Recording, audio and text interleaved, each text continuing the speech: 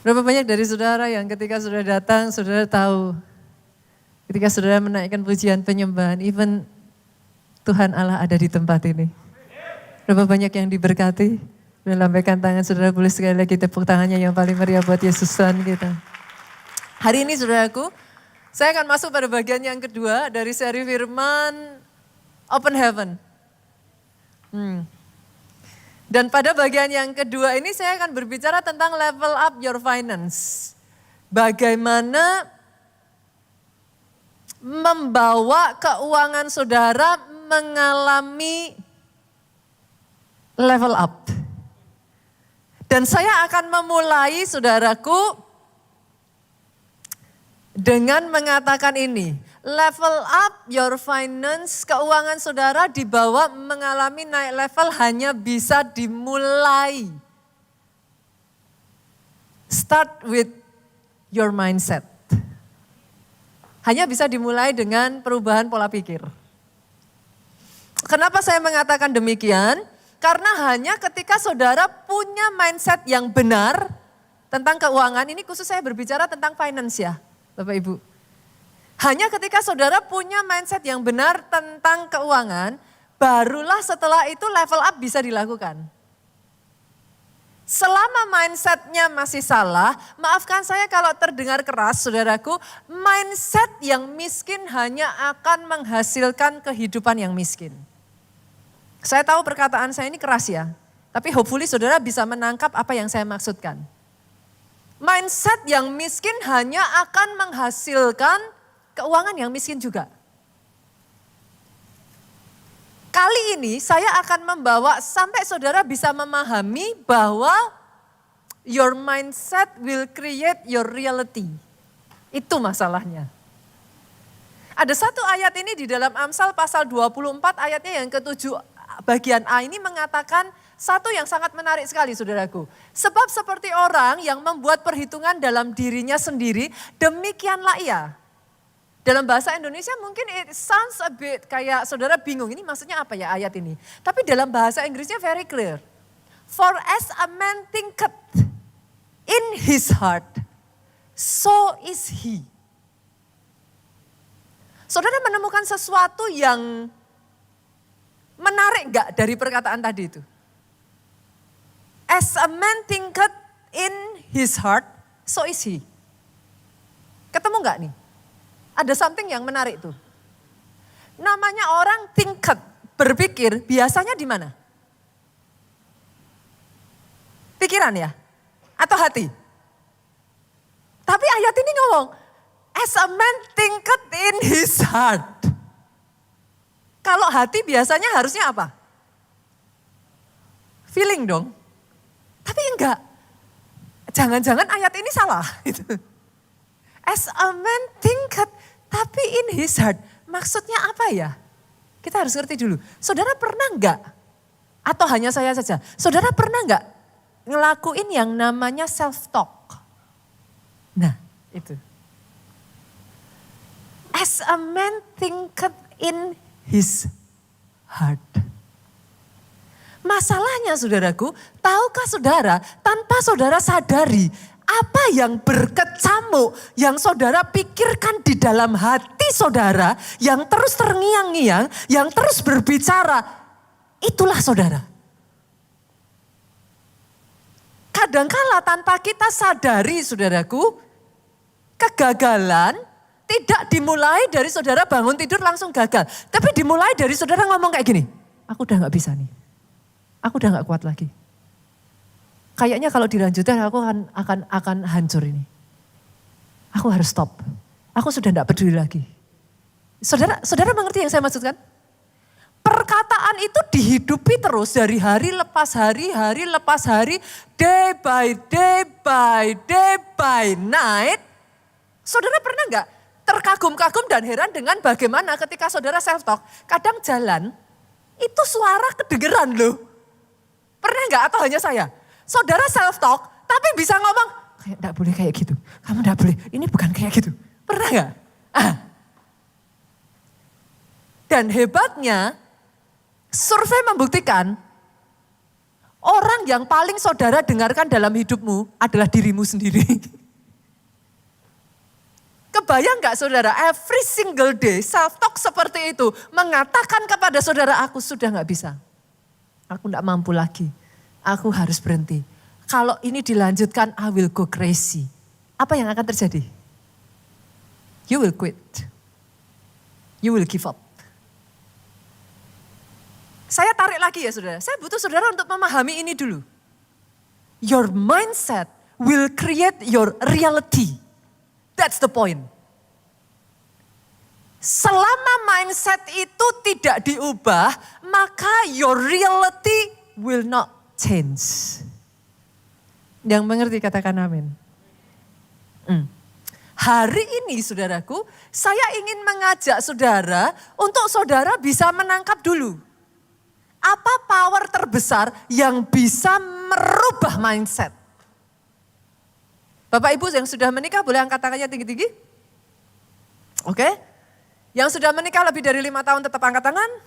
Banyak. Yang sudah menikah lebih dari 10 tahun tetap angkat tangan? Semakin sedikit. Yang sudah menikah lebih dari 15 tahun angkat tangan? Oke. Nah, ini baru sah saudara.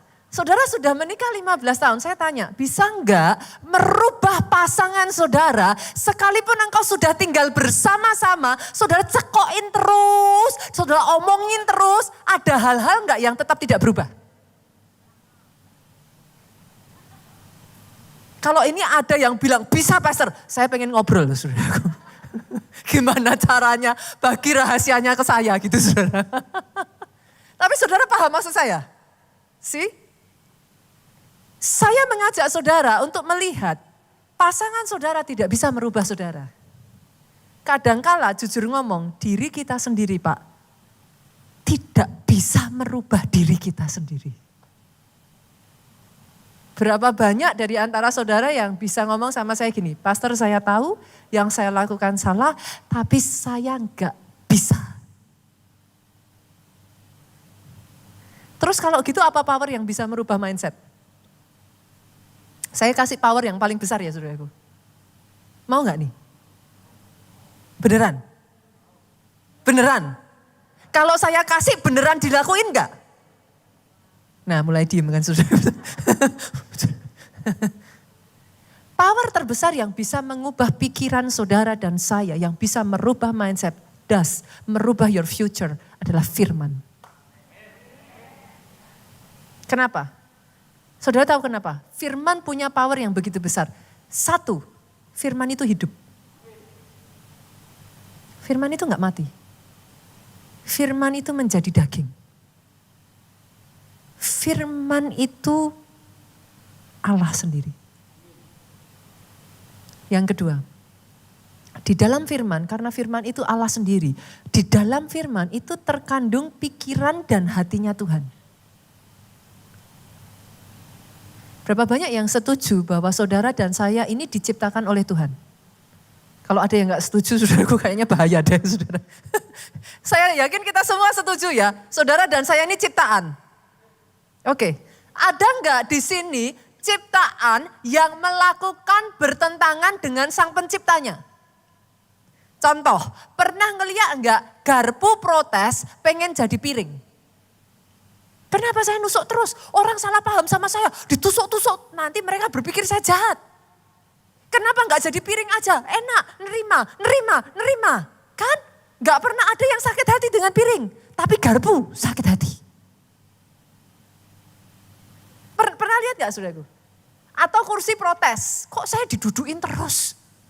Enak tuh meja tuh. Kenapa saya gak jadi meja? Saudara mengerti maksud saya?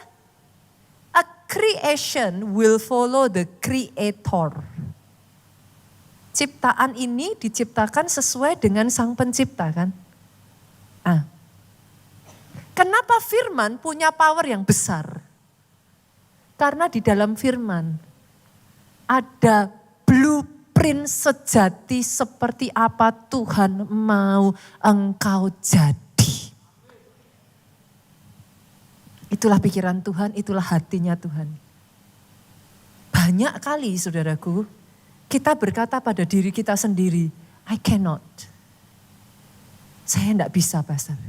Orang kayak saya ini dari latar belakang keluarga saya, bisa apa saya? Saya ini hanya orang kecil, lahir dari keluarga kecil, enggak punya apa-apa, apalah saya. Tapi firman mengatakan berbeda. Dia mengatakan di dalam dirimu ada DNA besar. Tuhan tidak pernah menciptakan engkau jadi kecil. Di dalam dirimu dia create engkau serupa dan segambar dengan Allah. Satu demi satu yang tadinya engkau ngomong aku enggak bisa. Firman ngomong sebab bagi Allah tidak ada yang mustahil. Jalan lagi kau ngomong enggak, tapi tetap enggak bisa. Firman ngomong lagi bukan hanya bagi Allah, bagi orang percaya tidak ada yang mustahil. Make sense saudaraku? Make sense ya? Itu sebabnya nanti di rumah pulang dari ibadah seperti ini. Biasanya saudara akan ngalami kayak gini. Pada saat ibadah saudara amin. Sampai rumah hari Senin, Selasa, Rabu, Kamis, Jumat. Saudara gini, kayaknya enggak bisa. Nanti minggunya saudara ke gereja lagi, saudara dengar khotbah, apalagi pendetanya semangat. Saudara langsung bilang, yes, amin. Belum sampai Selasa saudara, baru Senin, saudara udah kayaknya enggak bisa. Kalau itu terjadi, come on, jangan menyerah. Itu yang namanya proses sedang berjalan. Installing softwarenya sampai masuk. Tapi yang namanya manusia, kalau saudara nggak hati-hati, engkau hidup kan di dunia toh. Saudara berinteraksi dengan makhluk dunia atau makhluk surga? Kan bahaya saudara kalau saudara berinteraksinya nanti dengan malaikat, dengan makhluk surga, kan saya juga pusing saudara. Selama saudara masih ada di bumi kan saudara berinteraksi kiri kanan, coba dilihat kakinya masih napa kan? Ya sudah saudaraku. Tanpa saudara sadari, kalau nggak hati-hati, you start to adapt, mengambil value-value yang ada di dunia ini. Value dunia mengatakan, dunia ini bulat, akan berputar. Sebentar kau di atas, nanti di bawah. Nah ini ada sebagian langsung gini. Tapi sebagian, firman ngomong, engkau kepala dan bukan ekor. Engkau akan di atas dan terus naik. So what should I do, Pastor? Kalau saya mau mindset saya terus diperbaharui, saya terus mau ngalami pembaharuan pikiran, what should I do? Senggol kiri kanan, gak ada cara lain. Saudara sudah hafal lah? Apa? Nah, baca Alkitab. Kenapa? Nanti pada saat hari Minggu, saudara amin. Senin, Selasa, Rabu, Kamis, Jumat di mana saudara goyah. Mau amin atau mau aman gitu kan saudaraku. Ketika saudara masukkan itu, terus saudara brainwash, firman itu masuk. Nanti firman akan memerangi semua perkataan-perkataan yang dari dunia ini. Firman akan berkata enggak, bisa, bersama Tuhan bisa. Allah turut bekerja dalam segala perkara mendatangkan. Itu firman, percaya enggak percaya? Saudara pernah ngalami enggak? Di momen-momen tertentu dia berbicara. Kalau dia mati, sekali saudara dengar, that's it. Karena dia hidup. Dia bisa ngomong, dia bisa menuntun engkau, dia bisa terus berbicara dan ikut campur dalam kehidupanmu. Sampai di sini saudaraku, sepakat ya? Level up, starting dengan transformasi pikiran. Oke? Sampai di situ dulu saudaraku, saya akan bawa saudara yang berikutnya lagi, boleh nggak nih? Boleh ya? 5 alasan kenapa transformasi pikiran itu harus saudara punyai gitu.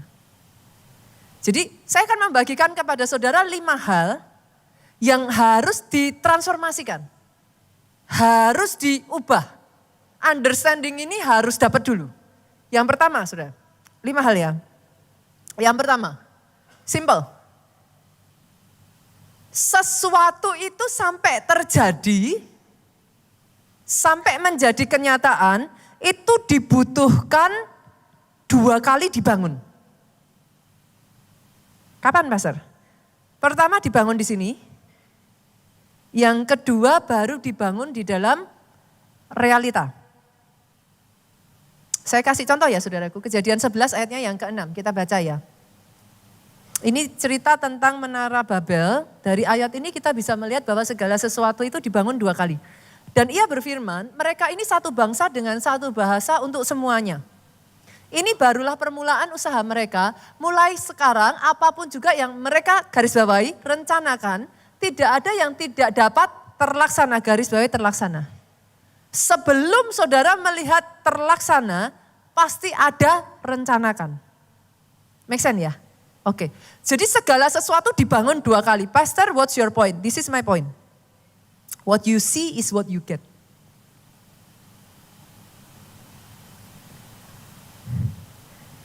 Hanya ketika saudara bisa melihat, barulah saudara bisa mendapatkan. Saya kasih contoh ya, saudaraku. Ada salah satu tokoh di dalam pergerakan gereja, histori gereja yang sangat menginspirasi saya, namanya adalah Pastor Yonggi Cho. Jauh sebelum saya mengenal Nigeria, South Korea was the home of the greatest church in the world. Jadi sebelum saya mengenal Nigeria, saudaraku, saudara harus tahu bahwa gereja terbesar di dunia itu ada di Korea Selatan. Dipimpin oleh seorang gembala sidang yang bernama Pastor Yonggi Cho ini. Amazingnya dari orang ini adalah orang yang, dia bukan orang yang spesial saudaraku. Dia adalah seorang yang pernah divonis mati, seorang yang sudah tidak punya pengharapan karena dia terkena TBC pada saat itu saudaraku, dan seharusnya dia sudah jauh-jauh waktu meninggal saudara. Tapi kalau ada satu hal yang amazing sekali dari Pastor Yonggi Cho saudaraku, dia punya visi dan iman yang besar. Pastor Yonggi Cho ini menjadi salah satu role model dari gembala senior saudara, yaitu Pastor Obaja. Dia menjaga hidupnya tetap benar sampai akhir saudaraku. Dia menutup hidupnya dan nama Tuhan dipermuliakan. Dia adalah seorang yang mempercayai bahwa Tuhannya selalu punya rencana yang besar. Begitu uniknya Pastor Yonggi Cho ini sampai-sampai saudaraku, begitu besarnya visi yang dia punyai, pada saat jemaatnya itu baru less than 10 people. Kurang dari 10 itu kalau saya kumpulin, 1 maaf ya Pak, 2, 3, 4, 5, 6, 7, 8, 9, 10. Atau saya ambil di tengah-tengah. Ini 10 saya kumpulin jadi 1 ya. Di titik di mana dia baru, ibadahnya itu baru terdiri dari 10 jemaat less than 10. Saudaraku, Tuhan memberikan visi kepada Pastor Yonggi Cho 3.000 jiwa. Buat saudara angka 3.000 sekarang not a big deal ya. Tapi tahukah saudara pada saat itu the biggest church di Korea Selatan itu baru 300 orang. Gitu. Jadi Pastor Cho di saat jemaat baru 10 orang, dia diberi Tuhan visi 3.000. Begitu rupa dia menghidupi visinya, saudara lihat ini. As a man thinketh in his heart, so is he. Begitu dia menghidupi visi itu, saudaraku, di setiap kali khotbah, dia menganggap dia tidak khotbah di depan 10 orang. Alhasil, waktu dia khotbah, dia teriak-teriak, saudara. Amin! Itu jemaat di depan, Pastor, kami cuma 10 orang. Pastor gak perlu teriak-teriak, kami bisa dengar. Tapi setiap kali ditanya, Pastor Yonggi Cho akan mengatakan, saya sedang berkhotbah di depan 3.000 orang. Begitu gilanya orang ini saudaraku, sampai-sampai dia permisi datang ke gereja terbesar yang tadi kapasitasnya berapa? 300. Dia permisi, dia masuk ke gereja terbesar, saudara tahu apa yang dilakukan? Diukur gedungnya, saudara. Dia membayangkan kalau 300 segini besar, kalau 3.000 berarti satu hari nanti aku akan membangun gedung 10 kali lipat lebih besar dari gedung ini. Saudara tahu apa yang dia lakukan? Every single day, dia bangun tidur, dia lihat 3.000. Setiap hari Minggu, dia tumpang tangan atas setiap kursi-kursi saudaraku. Dia lihat jiwa, dia tidak lihat kursi kosong, dia lihat jiwa. Tahukah saudara, sampai-sampai itu yang dia doakan, itu yang dia perkatakan, itu yang dia ceritakan, itu yang dia hidupi. When you want something that bad, you will get it. Banyak orang, saat ini kalau saya tanya saudara ya, what do you want? Bisa jawab nggak? What do you want? Kebanyakan orang saya tanya pertanyaan ini, hah? Oh iya, what do I want? Saudara akan butuh kayak loading itu loh saudara. Oke, saya mau ini. Saya pernah lihat satu program di sosial media saudaraku, seorang yang berasal dari, dia dari tadinya orang miskin terus kemudian dia jadi kaya. Dia membuat satu program sosmed yang mana dia akan mengabulkan dan membantu orang untuk mencapai apa yang dia mau. Tapi setiap kali dia ketemu orang, dia tanya, what do you want? Kebanyakan dari orang-orang itu, what do you plan? What's next? Orang-orang itu kan, I don't know. Saya mau bikin perusahaan ini. Oke. What will you do? I don't know. Saudara mengerti yang saya maksudkan? Dibutuhkan, you build it twice. First you build it here. Hari ini pulang dari tempat ini saya kasih PR, saudaraku. What do you want? Apa yang kau mau Tuhan kerjakan atas kehidupanmu? First, build it here. Then second, build it in reality. Karena dibutuhkan 2 kali saudaraku. Basically, you can only get what you can see. Nomor 1 dulu ya saudaraku, boleh ya? Saya lanjutkan yang kedua boleh? Oke, saya lanjutkan yang kedua ya. Kita masuk yang kedua, kapasitasmu menentukan aliran berkatmu. Kapasitasmu menentukan aliran berkatmu. Kita buka yuk, 2 Raja-Raja pasalnya yang ke-4, ayatnya yang ke-6. Ini kisah yang sangat terkenal saudaraku. Ketika bejana-bejana itu penuh, berkatalah perempuan itu kepada anaknya. Dekatkanlah kepadaku sebuah bejana lagi, tetapi jawabnya kepada ibunya, tidak ada lagi bejana. Lalu berhentilah minyak itu mengalir. Perhatikan ke depan saudaraku. Berapa banyak dari saudara yang setuju dengan saya bahwa minyak itu tidak berhenti karena Tuhan kekurangan berkat? Kalau gitu kenapa minyak itu berhenti? Tidak ada lagi bejana. Yang saya tahu, Tuhanmu tidak kurang berkatnya. Saya tambah lagi boleh? Tuhanmu tidak kurang cara untuk memberkati engkau. Saya tambah lagi supaya semakin seru. Tuhan yang saudara dan saya kenal bukan Tuhan yang pelit. Dia Tuhan yang memberikan anaknya yang tunggal kepada saudara dan saya. Dia bukan Tuhan yang pelit. Tapi seberapa bejananya menentukan apakah akan mengalir terus minyaknya. Oke? Kapasitas. Kalau sudah tidak ada lagi kapasitas, minyak tidak akan bisa mengalir. Saya kasih perumpamaan yang simpel aja boleh Bapak Ibu. Kalau nanti saudara keluar dari tempat ini, let's say hujan, deras. Saya tanya nih, menurut saudara hujan deras berarti airnya banyak enggak? Bisa enggak air yang banyak itu saudara bawa pulang? Ada yang gini? Bisa enggak? Ada yang gini? Yang bilang bisa gimana Bu? Bawa botol, pakai tangan, seberapa saudara bisa bawa air hujan itu pulang? Let's say saya ganti deh, ini semua gak tertarik kalau air hujan. Saya ganti hujan emas. Ini tiba-tiba, Kalau saudara keluar and then hujan emas. Oke, emas sekarang 1 kilo, 1,5 M. Saudara. Tertarik saudara? Mulai tertarik, oke. Seberapa kira-kira hujannya deres nih, hujan emasnya deres. Saudara bisa bawa pulang gak? Mulai hidup kan saudara kalau hujan emas? Bisa dibawa pulang? Oke. Seberapa saudara bisa bawa pulang? Sebanyak-banyaknya. Tergantung apa Bu? Tuhan saudara gak pelit.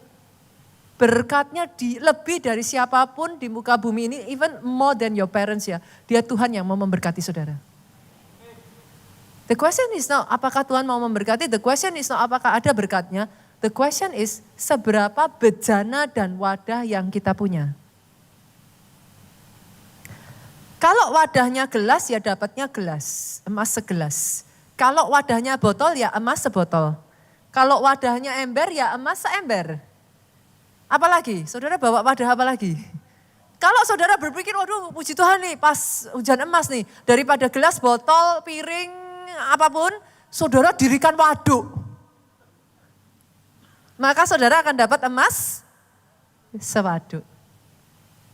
Itu pola pikirnya ya, Bapak Ibu. Sejauh apa kapasitasmu, dia akan membawa saudara level up-nya. Tergantung your capacity. Dan di gereja kita itu sebabnya saudaraku, kita meng-create gereja ini tidak menjadi gereja untuk saudara hanya datang seminggu sekali. Harusnya by now saudara sudah sadar. Ini bukan gereja yang saudara ada tipikal gereja ya saudara datang hanya seminggu sekali. Keluarga Allah is not. Gereja ini didesain supaya siapapun masuk ke gereja ini harus bertumbuh. Saudara boleh datang gak bisa apa-apa, tapi gak boleh selamanya gak bisa apa-apa. Saudara boleh datang dalam kondisi luka, saudara gak bisa mengampuni, tapi gak boleh selamanya gak bisa mengampuni. Saudara boleh datang gak bisa doa. Ada gak di sini yang disuruh doa makan gak bisa? Gak bisa pastor, saya gak bisa. Gitu. Tapi gak boleh selamanya gak bisa. Itu sebabnya kalau saudara ada di gereja seperti ini, senggol kiri kanan katakan, siap-siap dijoroke. Saudara. Apa kalau orang Jawa bilang dijoroke itu apa saudara? Didorong. Supaya maju. Ayo, jangan hanya berdiri di tempat saja, ayo maju. Caranya gimana? Gereja kita punya yang namanya SPR. Apa itu SPR?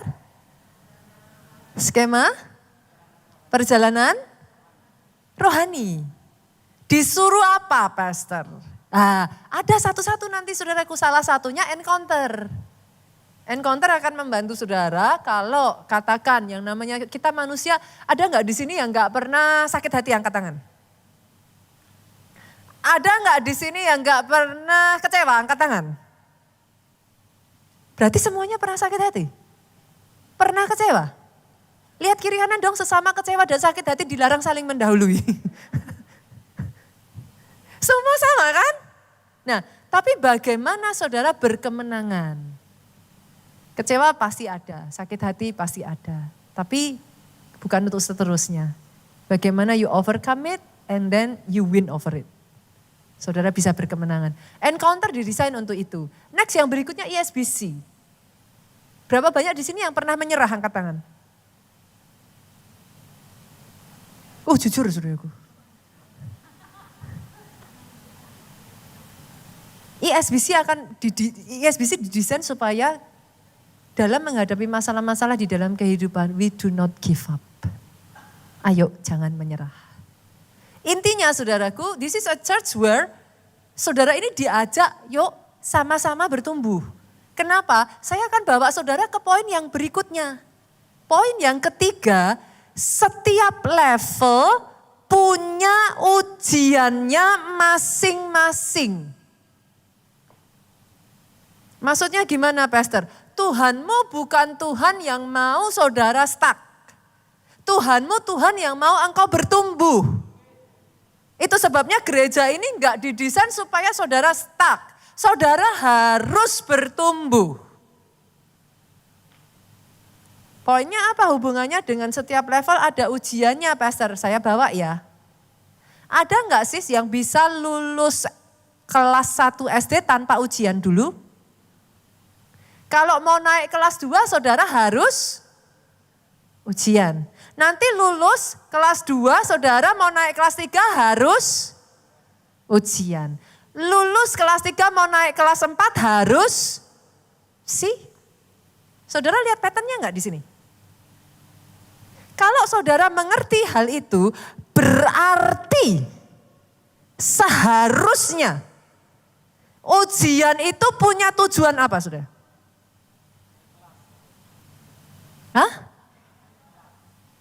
Mempersiapkan saudara siap untuk naik level. Oke ya, ada sekolah yang gila enggak? Yang mana senang kalau muridnya semua enggak lulus? Ada enggak saudara? Ada enggak sekolah yang gurunya justru yes, muridnya enggak bisa jawab pertanyaan? Ada enggak? No, enggak ada.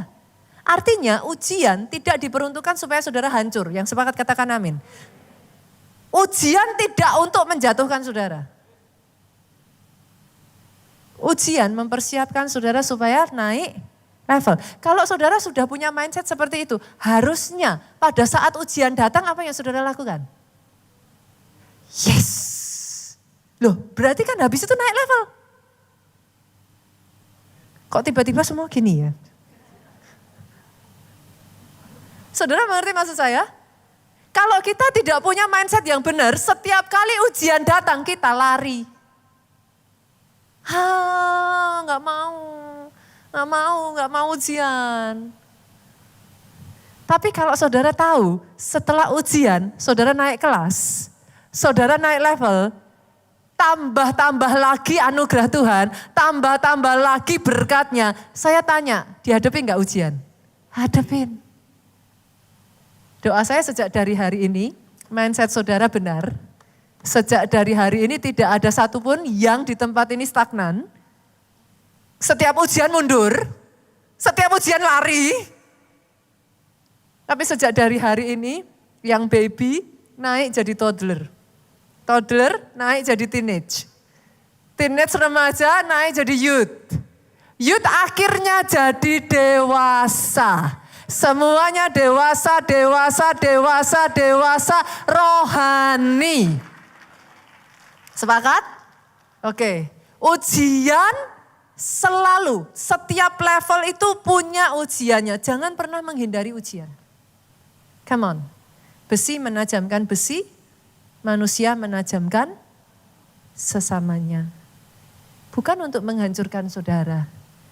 Sama seperti Yusuf saya berdoa sampai satu kali nanti saudara bisa berkata, manusia mereka-rekakan yang jahat.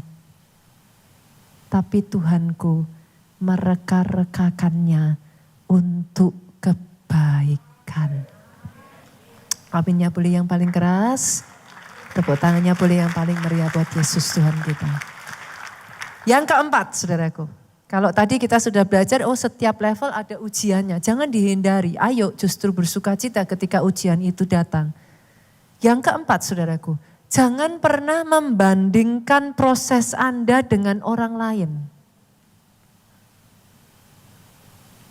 Setiap orang punya prosesnya masing-masing. Saya kasih contoh simpel saudara. Kalau saudara melihat pelari itu lari, ada enggak pelari lah, loh, dia sudah di sana, loh, yang itu sudah di sana. Pernah lihat pelari kayak gitu enggak sudah? Enggak? Kalau pelari mau cepat larinya, mau cepat sampai, apa yang harus dia lakukan? Fokus kemana? Fokus lihat kiri kanan? Loh, saya tertinggal, loh dia kau sudah dibawa Tuhan ke sana, loh saya masih di sini. Fokus kemana? Fokus ke depan. Kalau fokus ke depan, fokus ke pantatnya temennya. Loh, selalu lihat aja, loh dia sudah ini, sayanya masih tertinggal. Fokus ke mana? Garis finish. Hari ini saya berdoa ya saudaraku, saudara bisa see the right perspective gitu. See the right mindset. Jangan pernah compare diri saudara dengan orang lain. Masing-masing dari kita punya pertandingan kita masing-masing. Saudara mungkin menginginkan punya orang lain ya, tapi sadarkah saudara? Ada yang kau miliki yang diinginkan orang lain loh. Sama seperti kau mungkin gak bisa mendapatkan punya orang lain. Tapi tahukah saudara, kalau itu sudah jadi berkatmu, orang lain mau ambil pun tidak akan bisa. Jangan pernah membandingkan diri. Proses satu orang dengan proses orang lain berbeda. Number one, yang pertama, kalau saudara sudah tahu prosesnya beda, boleh yang nomor satu, jangan jadi orang Kristen cepat menghakimi ya. Sepakat? Saudara nggak tahu kok apa yang dilalui orang lain.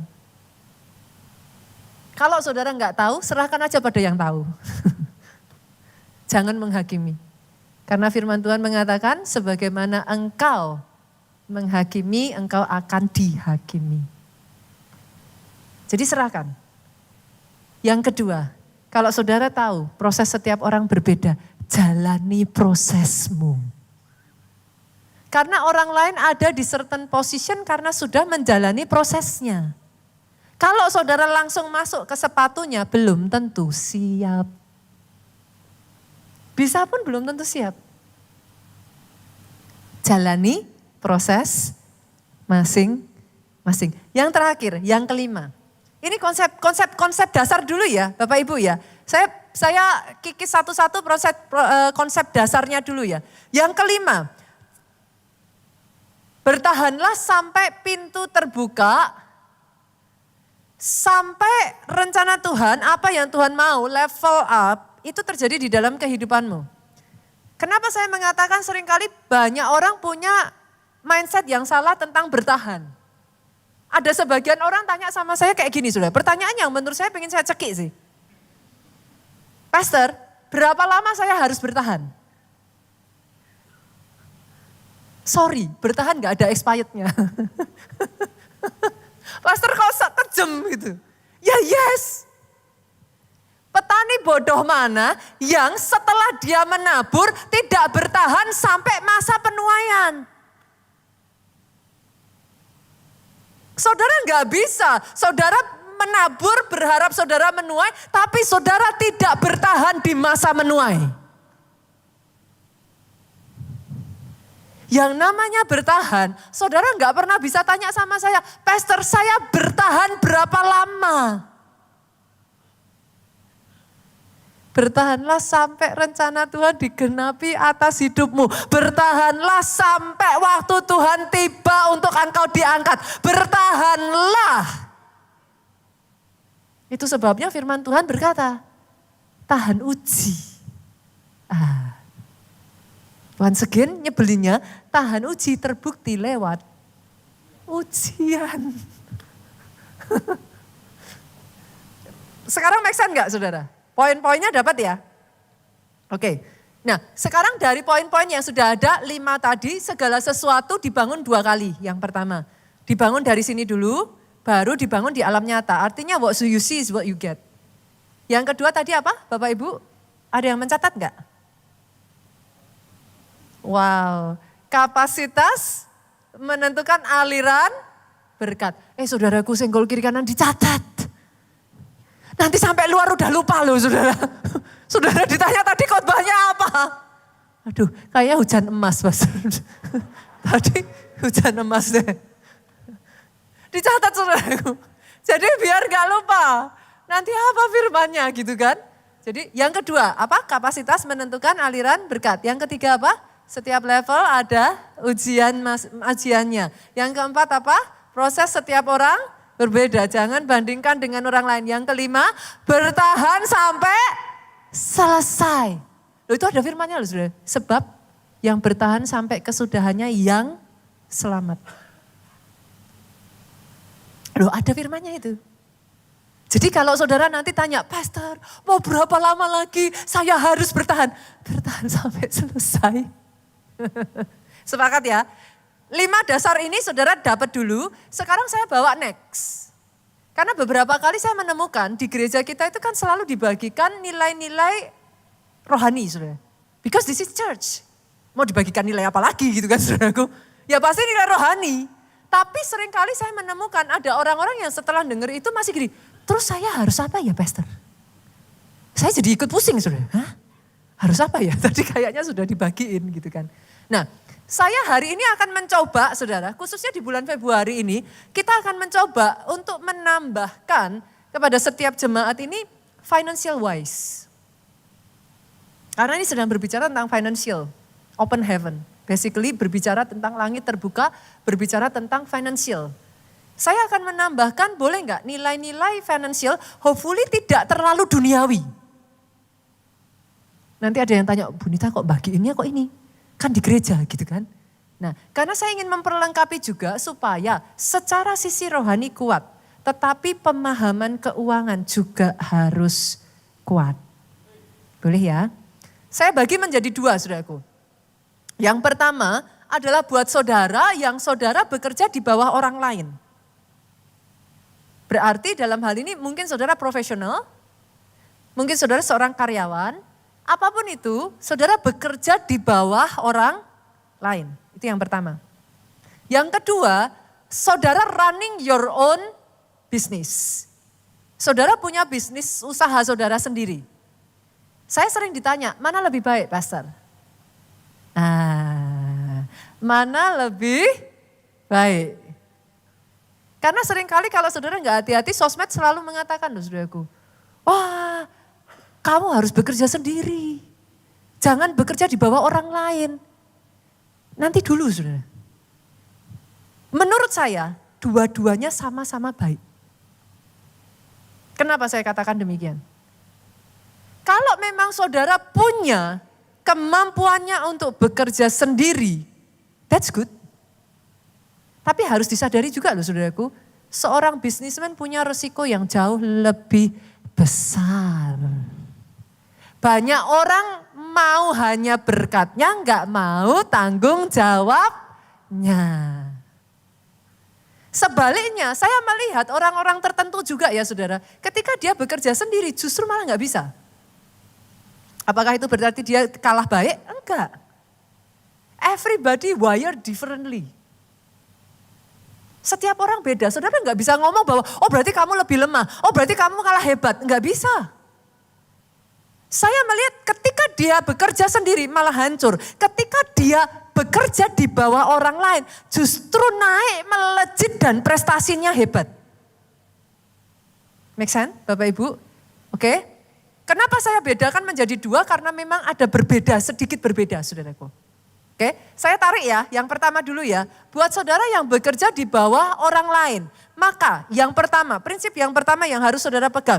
Kuasai pekerjaan saudara dengan sungguh-sungguh. By this time, saya sedang berbicara, let's say saudara adalah orang dengan gaji UMR. Saya terlalu ini gak saudara ngomong seperti ini? It's okay kan? Oke ya, hopefully nanti saudara dapat mappingnya, petanya. Kalau saudara adalah seseorang yang bekerja dalam standar UMR, kita udah masuk nih di sini nih. Oke? Kalau saudara bilang sama saya, pastor, kalau enggak, saya belum punya pekerjaan gimana? Kembali ke minggu depan. Kembali ke minggu lalu saudaraku. Senggol kiri kanan harus kerja. Itu firman Tuhan minggu lalu. Sepakat ya? Ini minggu ini saya berharap sudah dibawa maju. Jadi in case ada di antara saudara yang saudara masih ngomongnya, aduh pastor saya belum punya penghasilan. Masuk ke minggu lalu dulu saudara. Itu prinsip-prinsip minggu lalu masuk ke situ. Jangan malas, apa-apa dan selanjutnya saudaraku. Tapi hari ini saya masuknya starting dengan UMR. Oke? Kalau saudara punya gaji UMR, balik lagi senggol kiri kanan katakan bersyukur. Loh benar saudara, ada banyak orang yang gajinya bahkan tidak sampai seperti saudara. Kalau saudara mau presentasikan, saudara masuk kepada sekian puluh persen orang di dunia. Jadi jangan salah, bersyukur. Dimulai dari ketika saudara ada digaji di titik UMR, apa yang harus saudara lakukan? Kuasai pekerjaan saudara secepat mungkin. Ini ya bagi saudara yang bekerja di bawah orang lain ya. Kuasai pekerjaan saudara secepat mungkin dan pastikan saudaraku, jadikan tempat saudara bekerja sebagai sekolah saudara. Belajar secepat mungkin, pahami secepat mungkin. Dan di momen yang seperti ini saudaraku, di momen ketika saudara ada di posisi di mana saudara ada di bawah orang lain, justru momen ketika saudara masih di UMR itu buat saya sesederhana gini, saudara masih pemula. Itu adalah momen saudara membangun reputasi.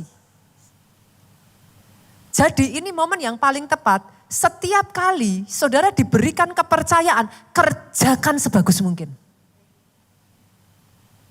Itu momen di mana saudara nggak boleh gini, saudara sudah pemula, masih saudara ngomong, ya gaji kecil mintanya besar.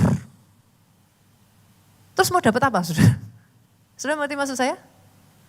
Justru di momen pemula, ketika orang yang ada di atas saudara, supervisor saudara, leader saudara, memberikan tugas, pastikan, lakukan lebih dari yang di-expect, yang diharapkan. Kenapa? Karena setiap kali leader saudara mau kasih kepercayaan, bahkan di titik ini saudaraku, jadilah proaktif. Jangan jadi orang yang kalau enggak disuruh sembunyi. Besok waktu naik gaji juga saudara sembunyi. Make sense? Oke. Ketika saudara proaktif, setiap kali reputasi saudara sudah terbangun, orang ngomongnya apa? Leader di atas saudara, antar leader ngomongnya apa? Kasih kepercayaan sama ini aja. Kalau dipercayai selalu beres. Besok-besok lagi ada pekerjaan, dipercayakan ke siapa? Saudara. Apa yang terjadi? Pada saat nanti kenaikan, saudara pun akan terus mengalami kenaikan demi kenaikan. Hopefully seperti itu. Saudara bisa nangkep logikanya? Make sense ya? Oke. Sampai di satu titik, nanti saudara terus berkembang. Yang kedua, poin kedua, investlah pada diri saudara sendiri.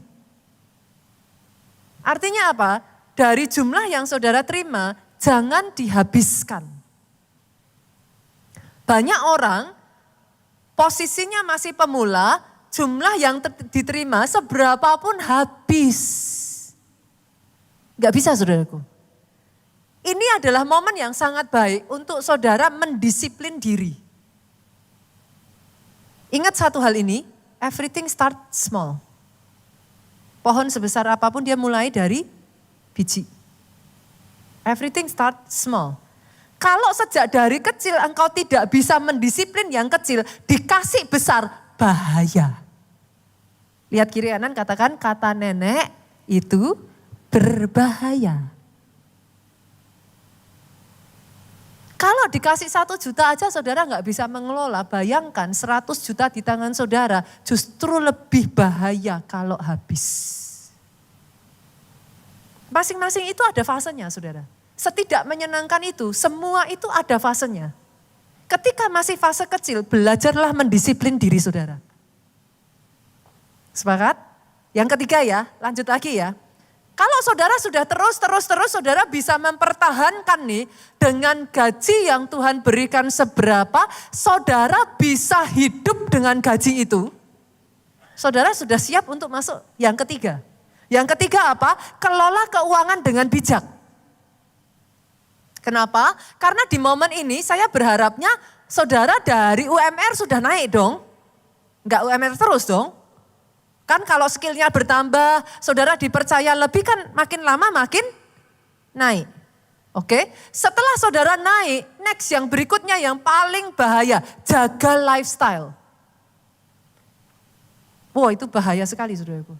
Banyak orang salary naik, lifestyle-nya diangkatin lebih dari salary.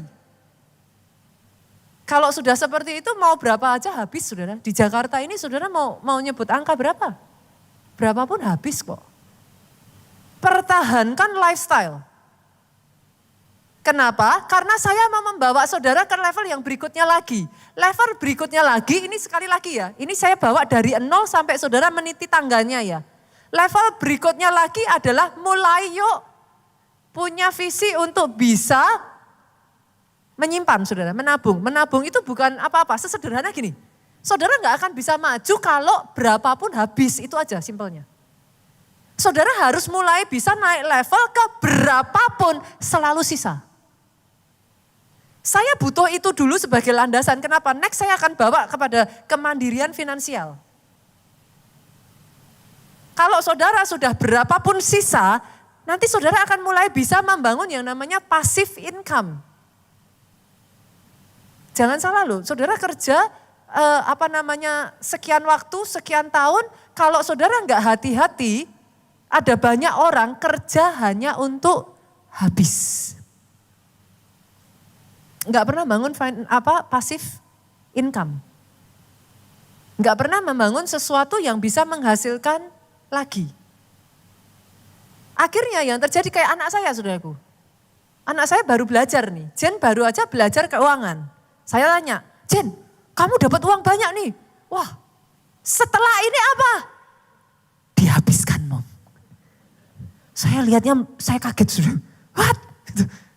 Karena ternyata ada sebagian orang, saudara kerja, saudara tabung, hanya untuk dibelikan tas.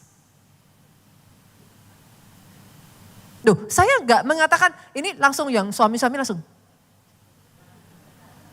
Dari tadi saya lihat itu jemaat itu lucu-lucu, saudaraku.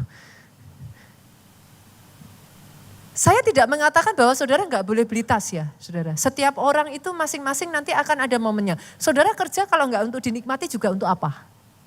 Sih? Tetapi jangan sampai saudara tidak memikirkan untuk membangun financial saudara dan semua yang saudara dapatkan habis hanya untuk membeli sesuatu yang hanya akan berkurang nilainya. Prinsip dasar ya, saudaraku, prinsip dasar ya, gitu. Ini sekali lagi untuk saudara yang bekerja di bawah orang lain. Lalu yang terakhir, ini satu persatu aja dulu saudaraku. Yang terakhir, setelah saudara membangun kemandirian finansial, hopefully by this time, saudara sudah bisa lebih bernafas lega. Kebutuhan apa, itu sudah yang saudara butuhkan basically sudah dilampaui. Nah next berikutnya saudaraku, yang keenam, jadi berkat. Kenapa? Ada tujuannya. Jangan sampai saudara salah tujuan. Yuk kita buka. Kejadian pasal yang ke-12 ayatnya yang kedua. Tuhan itu memberkati saudara ada tujuannya loh saudaraku. Lihat ini Tuhan ngomong gini. Aku akan membuat engkau menjadi bangsa yang besar. Berarti salah enggak kalau saudara diberkati? Orang Kristen jadi kaya salah enggak? Kasih saya ayatnya deh kalau salah. Karena hari-hari ini kalau enggak hati-hati saya melihat pengajaran yang tidak balance juga loh saudara. Kalau enggak hati-hati menjadi kaya itu becoming something yang wrong. Loh ayat ini dengan jelas ngomong, aku akan membuat engkau menjadi bangsa yang besar. Bangsa yang besar itu miskin atau kaya? Dan memberkati engkau. Berarti Tuhan maunya saudara diberkati atau enggak? Ini jelas-jelas Tuhan ngomong loh. Dan memberkati engkau. Dan membuat namamu masyhur. Berarti salah enggak? Kalau nama saudara terkenal? No. Siapa yang bilang salah? Not at all. Ini rencana Tuhan. Tetapi saya minta tolong saudara. Jangan dipotong ekornya. Ini ada ekornya saudara. Ayatnya belum selesai. Dan engkau akan menjadi berkat. Keturunan Abraham janji yang diberikan Tuhan atas kehidupan saudara diberkati untuk menjadi berkat. Sepakat ya? Jangan nunggu kaya baru jadi berkat. Seberapapun bisa jadi berkat. Yuk, sekarang ini untuk yang saudara bekerja di bawah orang lain. Next buat saudara yang running your own business, saudaraku. Yang pertama, Boleh nggak sih? Jangan memulai coba-coba, punyai visi yang benar dan visi yang besar. Punyai visi yang benar, visi yang besar. Jangan hanya buka usaha supaya apa? Supaya bisa hidup. Enggak, saudara. Punya visi yang besar. Yang kedua, yuk temukan masalah untuk dipecahkan. Jangan hanya jual hanya demi jual, saudaraku. Tapi apa keresahan masyarakat apa? Gojek itu terbangun, saudaraku, dari beberapa keresahan masyarakat. Salah satunya Jakarta ini kota yang sangat besar. Jarak satu tempat dengan tempat lain itu jauh. Yang kedua, Jakarta ini kotanya macet. Bagaimana saudara bisa ada di satu tempat tapi dengan waktu yang terbatas bisa menyelesaikan banyak kebutuhan. Terciptalah Gojek. Tidak heran sampai detik hari ini ada di sini yang bukan pengguna Gojek ataupun Grab atau apapun lah namanya, saya tidak endorse, saudaraku. Kenapa saudara masih pakai sampai detik hari ini? Because you need it. Itu adalah keresahan masyarakat yang terjawab. Ciptakan sesuatu, jangan hanya, oh saya mau bikin toko roti, pastor. Kenapa? Ya saya suka aja. No. Ciptakan sesuatu dari sebuah keresahan. Ciptakan sesuatu dari sebuah kebutuhan. Apa sih yang dicari orang? Orang butuh apa sih sekarang ini? Cek gitu saudaraku. Dan cari jawaban untuk mereka. Yang ketiga, fokus pada pembelajaran cepat. Maksudnya pembelajaran cepat bagaimana? Mulai kecil, eksekusi cepat.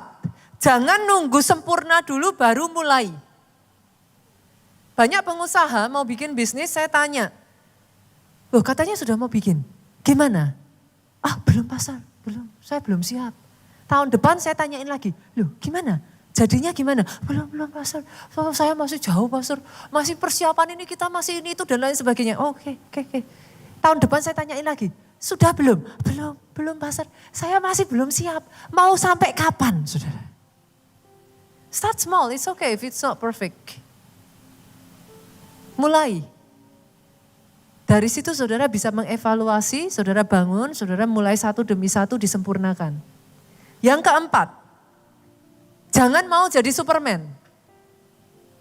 Superman hanya tokoh dongeng, saudaraku, tokoh apa? Komik. Jangan mau jadi Superman.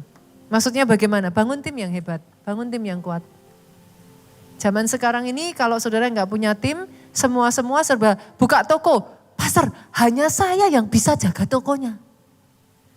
Jualan, pastor, hanya saya yang tahu tempatnya.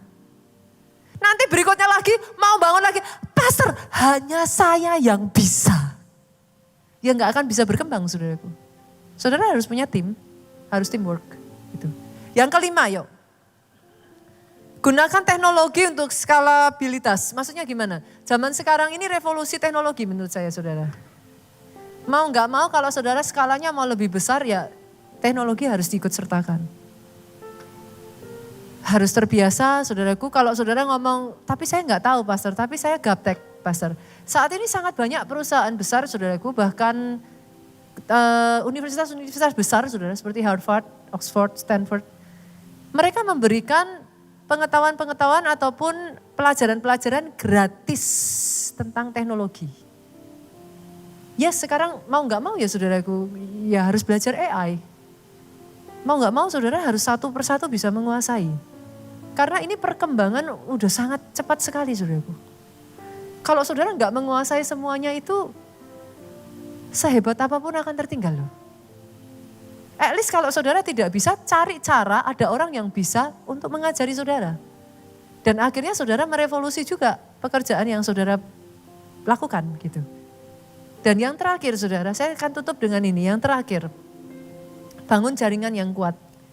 Minggu lalu kita sudah belajar mengenai hal ini ya, saya rasa ya sudah. Masih ingat kisah dari orang lumpuh di pinggir kolam Bethesda? Ternyata minggu lalu kita menemukan loh, dia tetap lumpuh karena apa? Dengan bahasa kerennya nggak ada koneksi loh saudara. Alkitab mencatat karena tidak ada seorang pun yang menolong dia. Kalau di zaman sekarang ya nggak ada koneksi. Masalahnya ada banyak orang yang disuruh membangun koneksi tapi saudara enggan, saudara malu, saudara terlalu ini gitu. Gak bisa. Sekarang ini zaman networking saudara. Justru bangun, nanti saudara dengarkan kesaksian yang setelah firman. Justru networking itu membuat jauh lebih besar lagi. Berapa banyak yang mau di 2025 ini saudara menyaksikan. Ini jadi 1 tahun yang spesial di mana saudara melihat level up justru terjadi di momen yang tidak saudara pikirkan. Ketika satu demi satu mindset diperbaiki, satu demi satu saudara mulai lakukan, kerjakan itu dengan setia. Saya to be honest ya saudaraku, I'm excited. Saya sangat excited. Saya percaya dan saya pegang firman Tuhan, kebenaran firman ini. Berjalan melalui air dan tidak dihanyutkan. Berjalan melalui api tapi tidak dihanguskan. Saya excited to see apa yang Tuhan akan kerjakan di tahun ini. Saya setuju dari sebagian hamba Tuhan yang mengatakan this will be a landmark year. Ini tahun yang tidak akan terlupakan gitu. It's a landmark year gitu. 1 tahun yang can be amazing. Tapi yang saya percaya, saya akan melihat the miracle worker mengerjakan dengan cara yang ajaib. Bangkit berdiri jemaat Tuhan. Membelah laut yang teduhkan badai, yang mustahil pun terjadi karena kuasa-Mu yang pegang hidupku, yang buka jalan bagiku.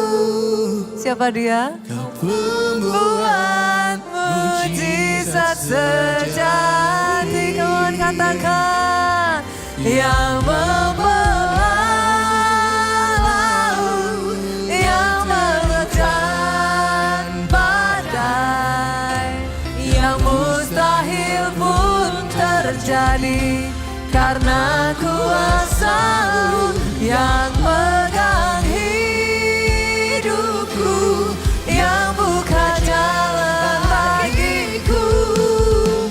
Kau pembuat mujizat sejati. Yang terakhir saudara katakan yang membelah laut, yang teduhkan. I will see it Lord. Sebab roh Allah Tuhan Allah ada padaku. Oleh karena Dia mengurapi aku. Satu demi satu Tuhan. Kau pembuat mujizat sejati, yang pegang hidupku, yang buka jalan bagiku.